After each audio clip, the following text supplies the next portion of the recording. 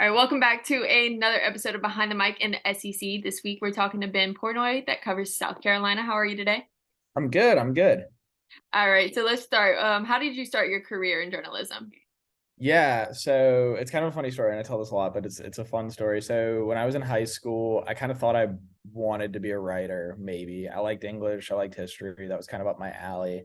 And I started writing for my school paper. And locally there was a sports high school sports blog that needed help. And at whatever 17 years old, I was happy to help, but they couldn't pay me.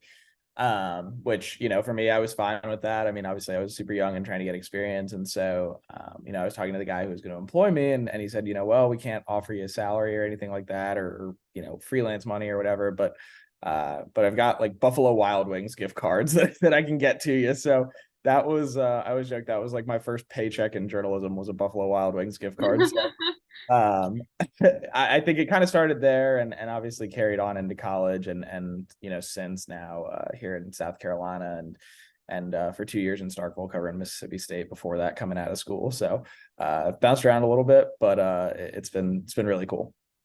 And what do you enjoy about covering South Carolina or about covering the SEC in general?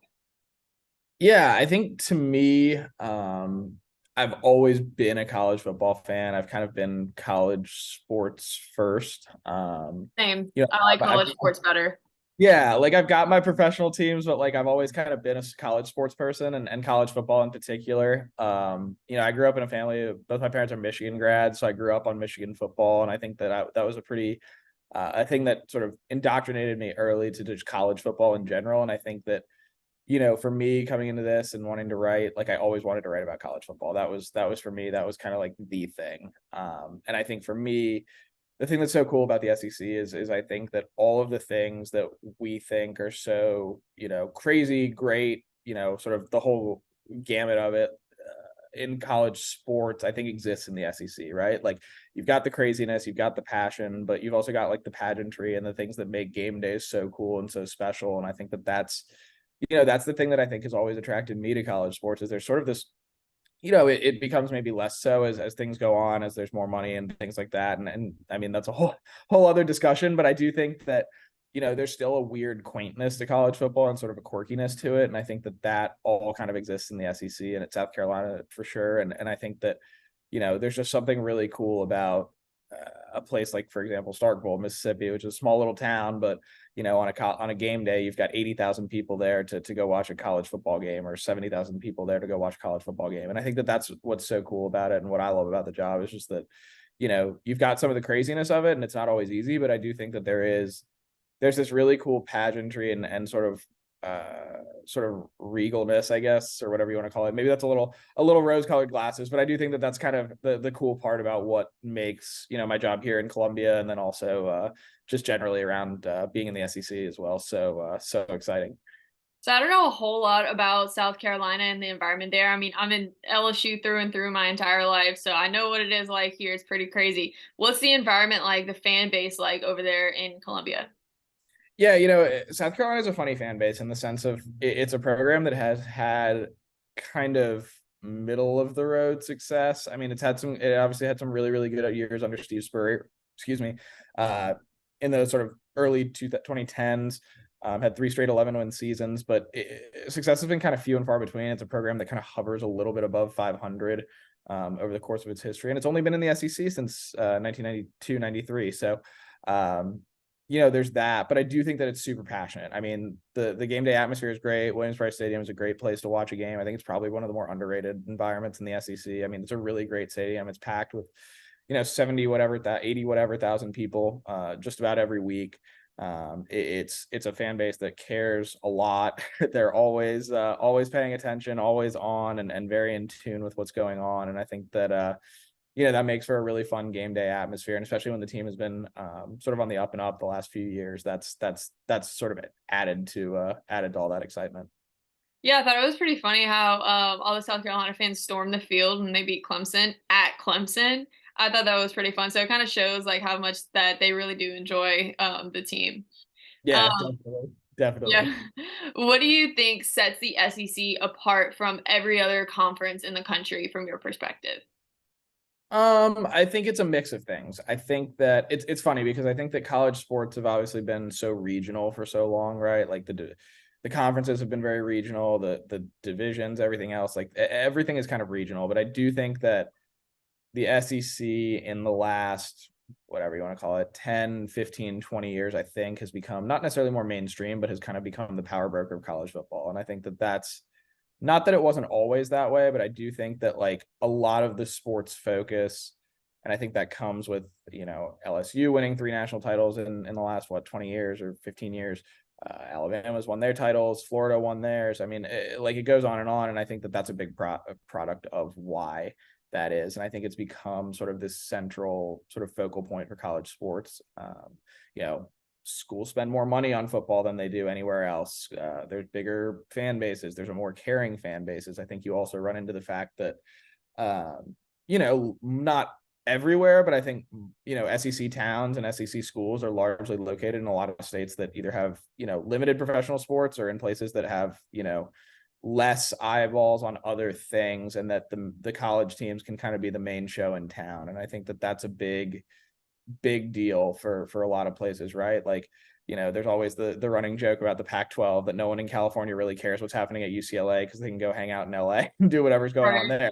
Right. Whereas, in the South, it's a little bit different. And I think that's not a knock. It's just the reality of it. And I think that creates this environment where people are super, super plugged into what they're doing, what their college teams are doing. And I think you have a lot of people too, frankly, that just, in whatever it is, Alabama, Mississippi, South Carolina, Florida, wherever it is, like folks that didn't go to those schools that still rally around those teams like they would at, professional teams. I mean, Alabama and Mississippi are two states that don't have, major professional sports franchises. And you see that. I mean, you see that in how people care about their college teams. And I think that that's part of what makes the SEC so unique and so different relative to other conferences, at least the Power Five level for sure. And over the course of your career, other than football, what would you say is your favorite sport to cover? That's a good question. College baseball, I think, was something that I definitely wasn't super in tune with till I got down into SEC country. I mean, I went to Indiana as an undergrad, and that was great, but and the team was good when I was in college and went to a couple of tournaments, but I don't think it was something that like people really cared about. And I think SEC baseball, whether LSU for sure, South Carolina's in the same boat, Mississippi State for sure. It's just a different animal, and it's really, really cool, and it's something that I really didn't have any kind of preconceived notions about. I didn't have really any real understanding of how crazy it was and how into it people are. And Mississippi State's a heck of a place to get indoctrinated into that, I will say. And so I learned quickly, and that was really cool. And that was something that I really enjoyed. And I think getting to go to Omaha in 2019 with the Mississippi State team that went that year was really a cool experience. Just as, again, like it was something that I didn't really have any expectations for, not in a bad way. I just, like, it was a totally blank slate, and I just kind of experienced it and got to sort of relish how cool that was. And I think that was definitely a big piece of it. I do get to cover the Masters every year here in this job too, so that's I've played a lot of golf. I love golf, so that's always a fun little side gig during the spring. But I would say those are probably two of the more fun things that I get to do that are kind of adjacent to most of my football responsibilities. And what do you enjoy about your job as a sports reporter, covering such a powerful conference, covering college football is what you love to do, and what do you enjoy about being a sports reporter? Yeah, I think for me, the biggest thing that I find is that there's just a really weird interconnectedness to college football, and particularly within the SEC.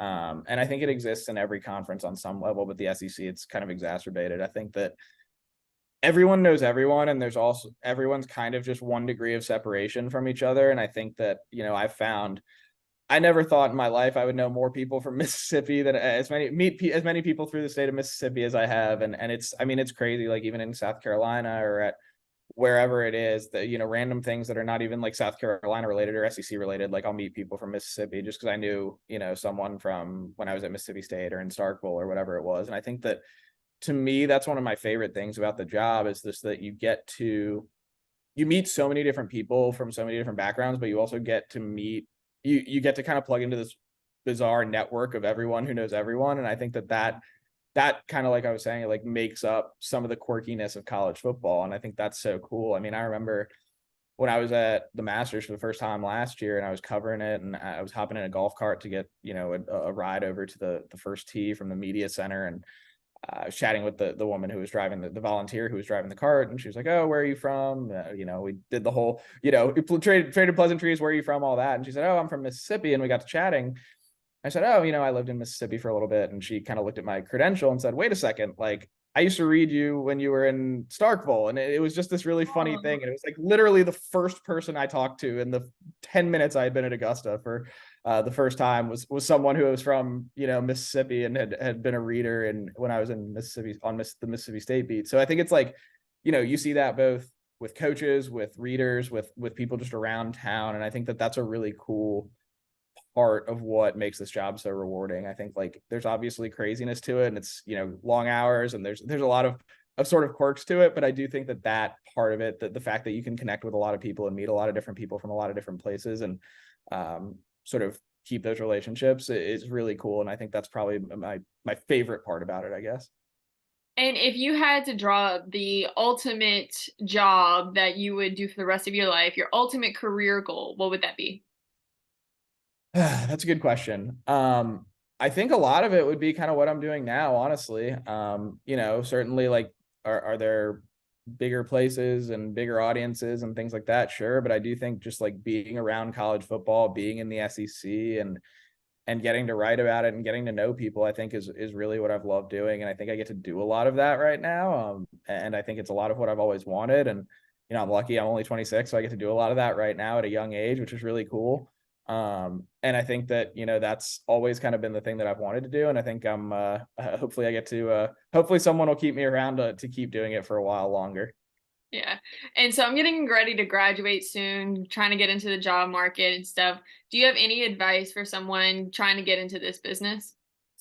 Yeah. I think that, the biggest thing I've always said is, take on stuff that you maybe not necessarily don't feel comfortable with, but like be willing to push yourself outside of your comfort zone, whether that's moving to a place that you don't know or covering something that you've never been around or something like that. Like I think that's super important. And I think, for me, like I had never set foot in the state of Mississippi till I moved there. I interviewed, I got the job in a matter of whatever it was, 10 days or 2 weeks. And I said to my parents, "Hey, I'm moving to Mississippi." And they were like, "You're doing what?" And I think that it was a pretty quick turnaround. So I think that, it's just, but I think that said, like I learned so much from that experience and being there and being in a place that allowed me to grow. And I think that was super important, that you don't always have that foresight, no matter how much I like to think that I had a pretty good idea of what I was walking into.